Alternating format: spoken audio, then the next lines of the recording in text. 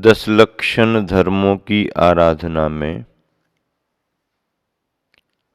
आज आप सभी उत्तम आकिंचन धर्म के बारे में उसका महत्व समझना चाह रहे हो। उत्तम शब्द तो श्रेष्ठता का वाची है। आकिंचन का अर्थ है कि भीतर बाहर से एकदम निर्विकल्पता, बाहर का भी भार कम हो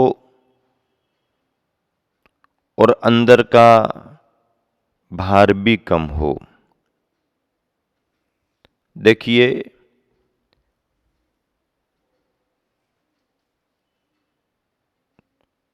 दुनिया का आदमी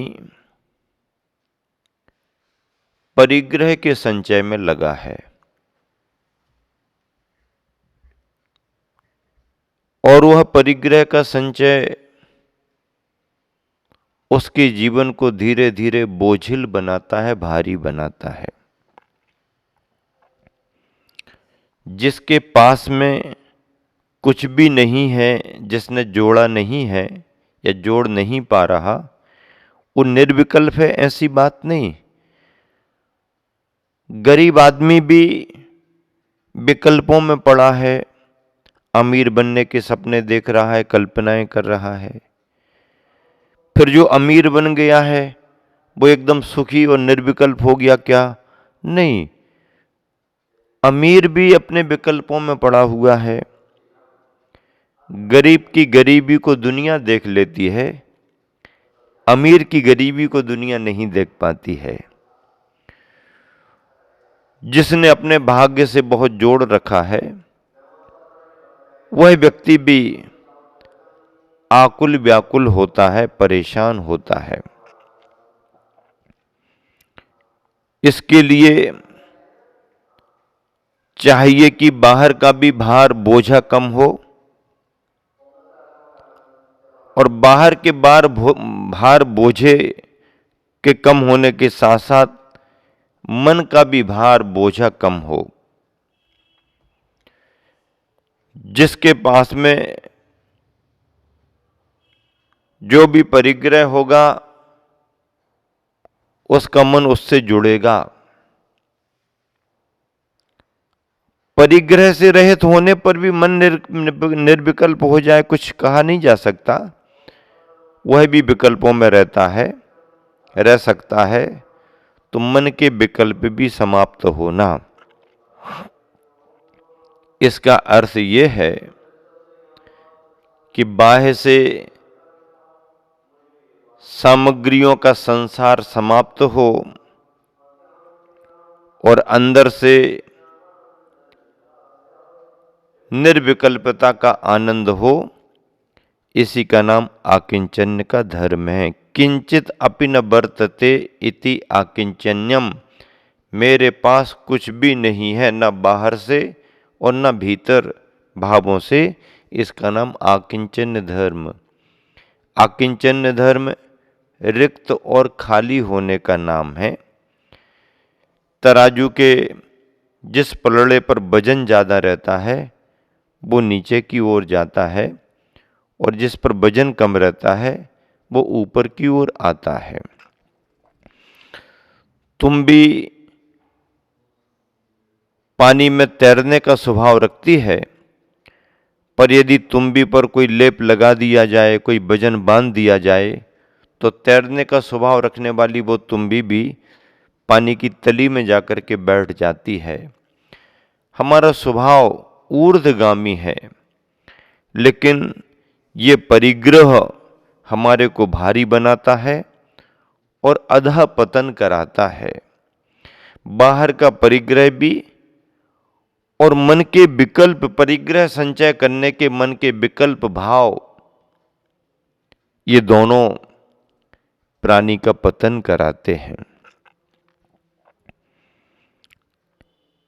निर्विकल्पता आकिंचन्य का धर्म है। जहां भी भीड़ होती है वहां पर आवाज और आकुलता होती है। भरत और बाहुबली का संदर्भ आप सभी जानते हैं। दोनों भाई थे, भ्रातृ प्रेम भी था। पिता दोनों को राज्य दे करके गए, लेकिन बाद में बड़े भाई भरत चक्रवर्ती के लिए चक्रवर्ती बनने के शुभ संयोग बने। चक्ररत्न प्रकट हुआ और उसने अपने संपूर्ण राज्य पर आधिपत्य स्थापित करने के लिए दिग्विजय यात्रा की। 6 खंड का अधिपति सुनिश्चित हुआ। वापसी जब उन्होंने की तो अपनी अयोध्या नगरी में चक्ररत्न अंदर जाने से रुक गया, अंदर प्रवेश नहीं किया। ज्ञात हुआ कि सभी राजा तो नतमस्तक हो चुके हैं। भरत का भैया छोटा बाहुबली अभी उनको भेंट लेकर के नहीं आया और वो अभी अधीनता स्वीकार नहीं किया, इसलिए चक्ररत्न अंदर नहीं जाएगा। परिणाम क्या निकल गया? युद्ध की स्थिति बन गई। और ऐसी युद्ध की स्थिति बनने पर चक्र भी चला दिया गया बड़े भैया के द्वारा, लेकिन चक्र ने कुछ भी नहीं किया, क्योंकि चक्र वंश का घात नहीं करता। यह सब स्थिति होने पर बाहुबली के मन में विचारों में परिवर्तन आने लगा। भरत जी ने पहले सोचा कि मेरा राज्य तो मेरा राज्य है, बाहुबली का राज्य भी हमारे राज्य में ही मिलना चाहिए। भावना क्या बनी भरत की? मेरा तो मेरा है ही, बाहुबली का भी मेरा होना चाहिए। मेरा तो मेरा है ही, तेरा भी मेरा होना चाहिए। बाहुबली ने कहा, नहीं, तेरा तेरा है और मेरा मेरा है, अपना अपना संभाल करके रखो। जब बात नहीं जमी और युद्ध हो गया, युद्ध में भरत चक्रवर्ती की हार भी हो गई, तब बाहुबली विचार करने लगे, ओह, मेरे निमित्त से मेरे बड़े भाई की पराजय हो गई, उसे क्लेश हो गया। तो बाहुबली सोचने लगे, बड़े भाई का तो है ही, तेरा तो तेरा है ही, संतोष नहीं है तो मेरा भी तेरा। और जब बाहुबली विरक्त हो गए सत्ता और संपदा के इस क्षणभंगुर वातावरण को देखकर, तो विरक्त चित्त होकर के बाहुबली ने विचार करना, चिंतन करना शुरू किया। दीक्षित होकर के सन्यासी बनकर के ध्यान में बैठ गए तो विचार करने लगे, अरे क्या सोच रहा था, ये तो ना तेरा है और ना मेरा है, चिड़िया रैन बसेरा है, सुबह शाम का डेरा है। कोई किसी के साथ कुछ नहीं है। ऐसी आध्यात्मिक विचारधारा आकिंचन्य धर्म में आती है। निर्विकल्पता का भाव, क्योंकि विकल्प पग पग पर हुआ करते हैं। वस्तु है तो भी विकल्प है, वस्तु नहीं है और यदि हमारे पास तत्व ज्ञान नहीं है तो भी विकल्प है। एक छोटा सा संदर्भ स्पष्टीकरण के लिए, सेठ ने बहुत समय से अपने घर पर सेवक के रूप में एक नौकर रखा था।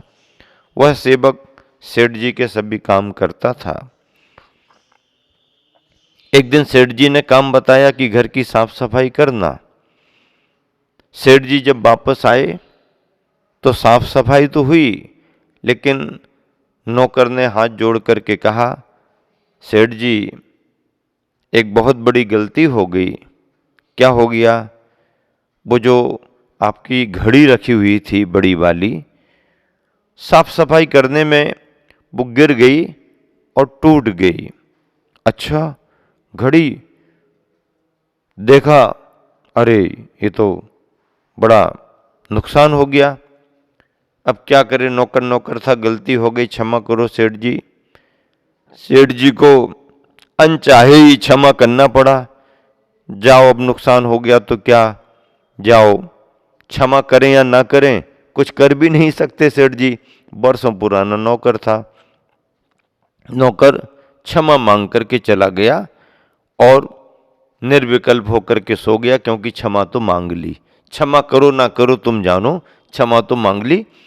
नौकर निर्विकल्प होकर सो गया।